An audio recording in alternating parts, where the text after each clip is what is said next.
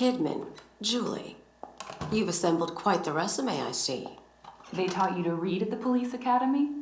I'm impressed. Your attitude won't be necessary today. What is this place? Why am I here? You've been arrested, Miss Kidman, and you're currently being detained. I'm sure even you could decipher that. That's not what I asked. This isn't a regular interrogation room. They don't give you cushy chairs when you're about to be sent to lockup. No current address. On your own since 14, a runaway it seems. Quite impressive you made it this long without coming to your senses. If your street smarts are that keen, I'd imagine you'd have turned yourself around by now. It's more about survival. You think I'm pissed I got caught? At least I get free food in jail. It's all good to me. What if I told you that today could be different for you? You're a smart kid, you've got nothing to lose, no one to miss you.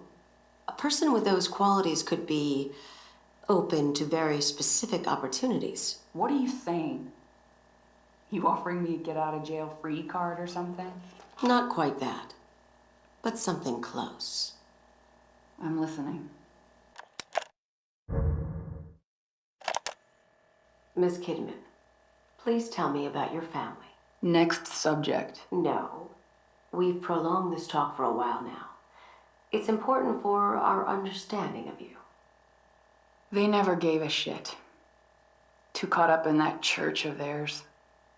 More like a cult. It was like a punishment. Nothing I ever did was good enough for them. They abused you? No. It was more like neglect. That's why when I just left, they didn't care. They never came looking, they just gave up. And you never went back to them? I did. A couple of years later. They were gone. Everyone was gone. It was like the whole town got up and moved. I should have felt something, but I didn't. And how do you feel about it now? The same. They can rot for all I care. It was strange, though.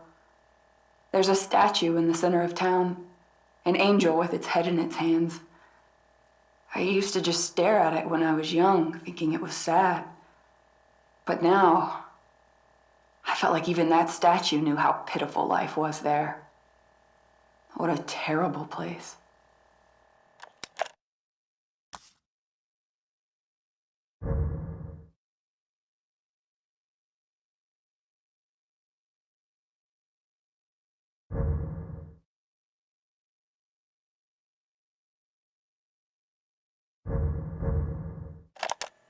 I'm afraid that the fragile mental states of the subjects are limiting our studies.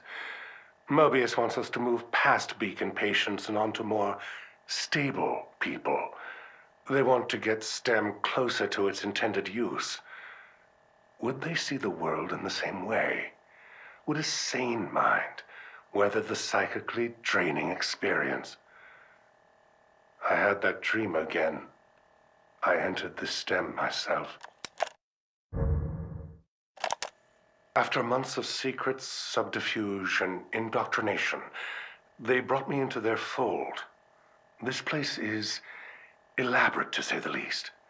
Despite the modernistic visage, the research they have been doing here seems to date back to over a century ago. This place has history, and from what I can grasp, this facility is only one branch of many. Institutions, powerful families, their reach seems grand, and therefore the possibilities for me seem equally as rich. Clearly, my own unique methods at Beacon have piqued their interest, and I am most grateful for the opportunity. Most of what the researchers have been working on, however, seems archaic by today's standards. They told me budget is of no concern. Results are the only thing that matter. Juggling duties here and at the hospital seems manageable, but Reuben, comparatively insignificant, but even at his young age, his studies are remarkable. Perhaps one day he will even assist me with my work here. Patients emerging from the STEM are becoming more erratic. The pathologies seem to be amplified by the experience now. Even worse, Patients now seem to experience each other's psychological trauma. It's as if the user's deepest fears linger within the encephalon of the system, even after the session is over. The most concerning thing are their most recent statements. Every single patient claims to see a hooded figure slowly approaching them. Could it be him? His consciousness existing as a ghost in the system. My curiosity has never been piqued like this. I want to know. I want to see what they see. But it's too risky. For now. Something else is even more harrowing. Our subjects are dying. They come out from STEM abruptly passing with looks of horror in their eyes. The ones that do survive are catatonic, babbling incoherent messes that we can't properly interview. We've done nothing to the process to cause this change. It must be the ever-growing collective consciousness of the STEM system. These patients seem unable to take the strain of exposure. We need more sane subjects, perhaps to cleanse the system. At its current state, the system is unsustainable. Something Mobius will not approve of. This time, only I am to blame for this. Our new prototype and beacon is almost ready. When it is, I will start its conversion to the wireless system. Even if the original STEM experiments go awry, I will show my worth to Mobius with its next generation. Today was something truly surprising. He was one of the last groups of test subjects. Just another patient I expected to babble and maybe even die. Patient 105, Leslie Withers. Reuben had singled him out as a useless subject, but he must have known. He knew I would read his notes. What else was Reuben lying to me about? But this Leslie, he emerged cognate, calm, and able to report fully what he'd experienced inside. His unique pathology allowed him to successfully navigate his STEM experience with little repercussion. They know nothing of his existence, but no doubt he is the key. If we all share the consciousness, then with him, I too should be able to experience the STEM, potentially even suppress the more unsavory aspects of it. With him, I can be the master of the very technology I helped create. Mobius will see my worth and let me rise even higher in their ranks. They've refocused the efforts of the other programs to support our research. STEM priority has seemingly overridden other departments' individual research.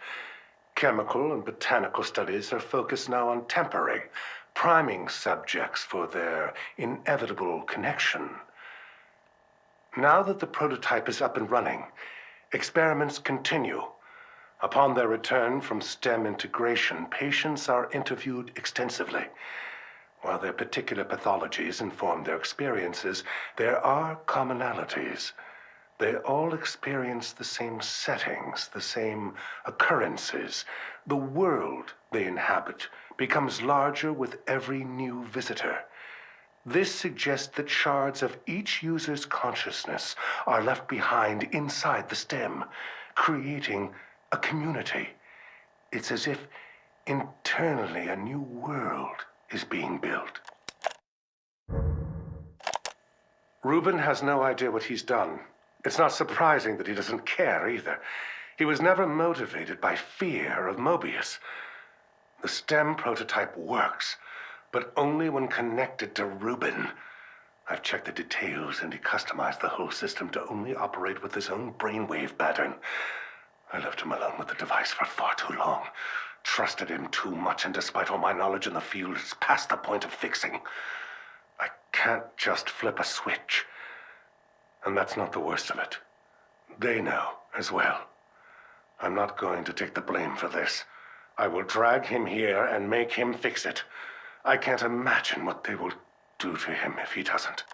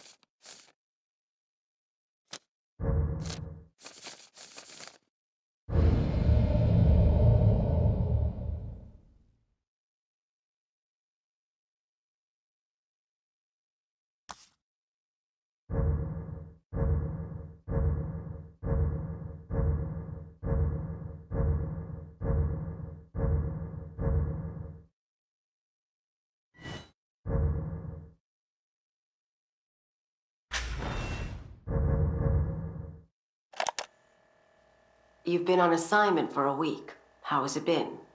Observe and report, just like you ordered. It's surreal to be on the other side after all I've been through. Any signs of anything? Nothing yet. I'm not about to be caught snooping around the classified room while I'm still on probation, so I can't get what they have on us. Just earn their trust. That's all you can do now. It'll take a while, but in the end, they will let you in. I didn't know all these police officers were characters, though. Guess the tough, hard-boiled detective stereotype is still going strong. Our reports on Oda are that he doesn't let things slide, so be extra careful around him. Will do, though I can't imagine us getting along well. And Detective Castellanos. Anything you have to share on him? Seems drunk half the time, but at least he's considerate.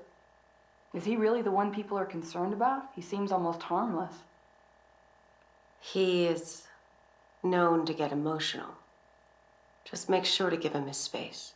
Respect him as your superior.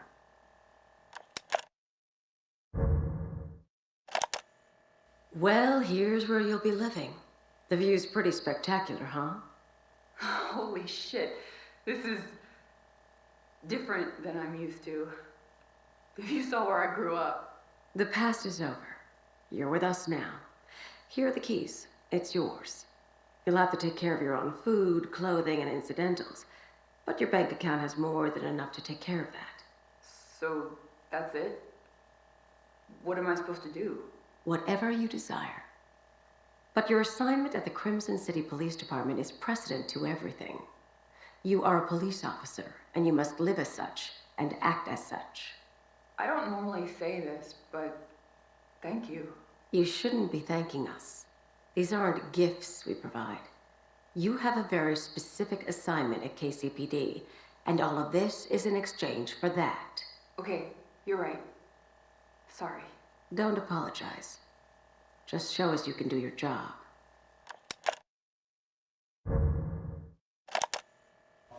Please, roll up your sleeve.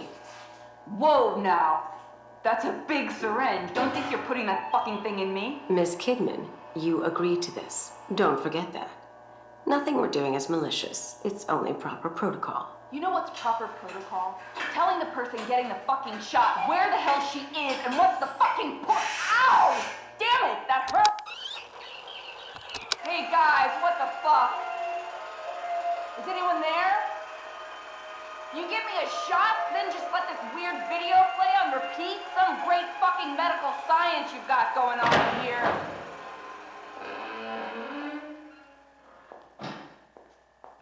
About damn time. All right, can I go now? Not right now, Miss Kidman. How are you feeling? Any headaches? Nosebleeds, perhaps? What? No. But I do feel a little floaty. Almost like I'm underwater. That's consistent with the effects of the compound. We just have one last part of this test to partake in. Then you will be free to go. Sure. Go for it, I guess. Good. I will now ask you a series of questions. You will answer them while watching the images in front of you. You will not look away from the screen. Do you understand? Yes. Question number 1. Have you ever felt abandoned by the ones you trusted?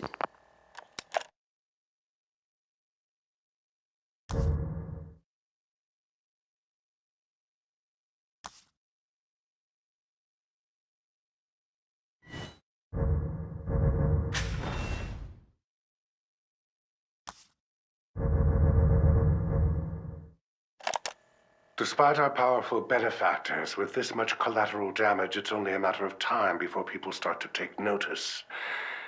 KCPD has been dropping by a female officer. I don't remember her name. Regardless, the police are not something I should be involved with. Mobius says they will take care of it and make an effort to ensure KCPD leave us alone.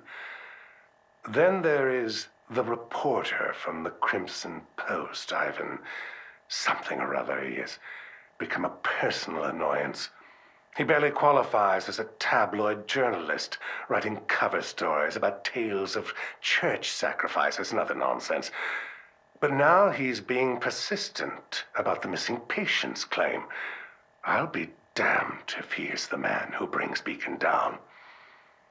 It seems that Reuben could be useful for other forms of problem solving. Perhaps I can interest this reporter in an exclusive interview.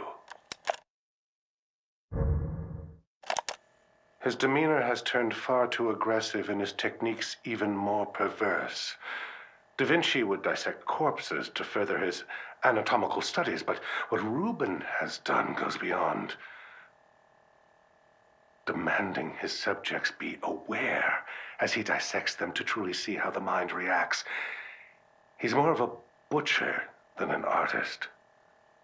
But we must remain scientists above all.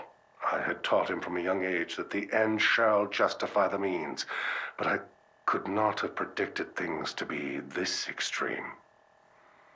Mobius has learned of his involvement due to my carelessness. I've asked they bring him on board to assist in development. Perhaps offering him better facilities and support will refocus him and stave off his gruesome proclivities. I saw what they have done to him, and I am appalled.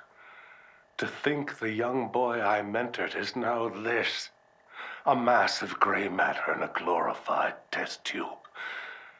Could they have been planning this all along? And what have I become in all of this? They've managed to keep his mind alive by simulating an artificial body. His consciousness is being confined to a mental straitjacket, a gear in their infernal machine. They have even stricken his name and humanity, referring to him by an anagram, Ruvik. A crude joke, as if spitting on his grave. I almost felt the urge to smash the case and end it right there. But my anger was quickly replaced by scientific curiosity. Reuben's legacy will live on. I will spearhead the next step. I will create something of my own out of this tragedy. Reuben's experimentation has demanded more and more subjects, and sad to say, they're suffering as much as, if not more than, his previous patients. Fortunately, Beacon and the city offer no shortage of expendable subjects. I should feel guiltier than I do, but my Hippocratic oath was abandoned long ago. The scientific and medical potential of the work is too great to be denied. Mobius has also offered me a respectable amount of compensation. Promoting me to director at Beacon is not something to be taken lightly.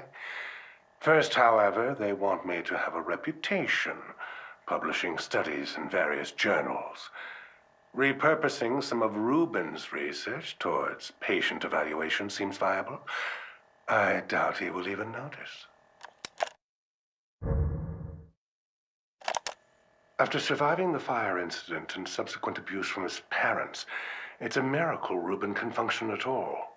His work comes from a place that isn't motivated by fear or money or social standing. His motives are more pure.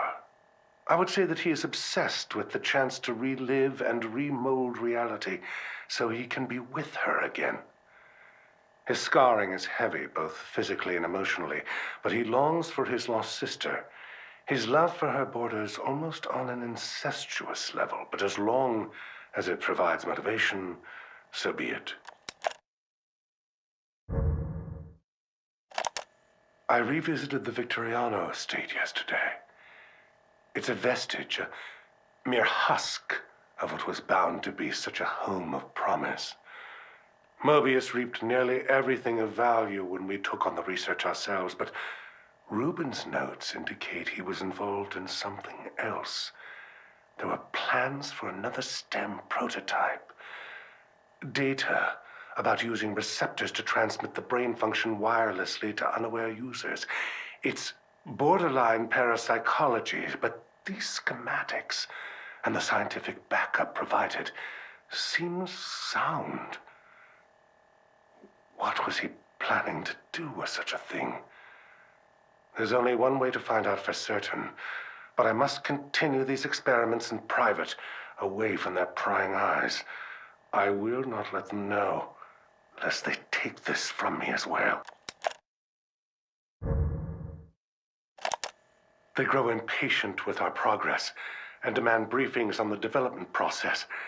At first stressing the results, but now they work off a timeline based on their needs. Typical bureaucrats. I've been pushing Ruben, but he's retreated further, doing his research at home, and refusing to come to the lab unless it's directly working on our STEM prototype. I'm feeling uneasy, and no doubt Mobius is looking on us with question. They're coming for me. I don't know how, but they know everything. They even know about Leslie. There's no use hiding this anymore. I'll enter the system, and my return will be proof that all of this was worth it. I can, of course, convince them that it wasn't for me. It was for their goals. There are just the final tweaks left. Once I finish, I will put Leslie in the stem with myself and activate it.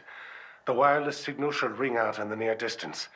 I can't speak for those unfortunate to be around, but like I always said, the ends will justify the means. Finally, Mobius will see that I am one of their chosen ones. Ruben is but a ghost. I am their savior. Their plan is nothing without me.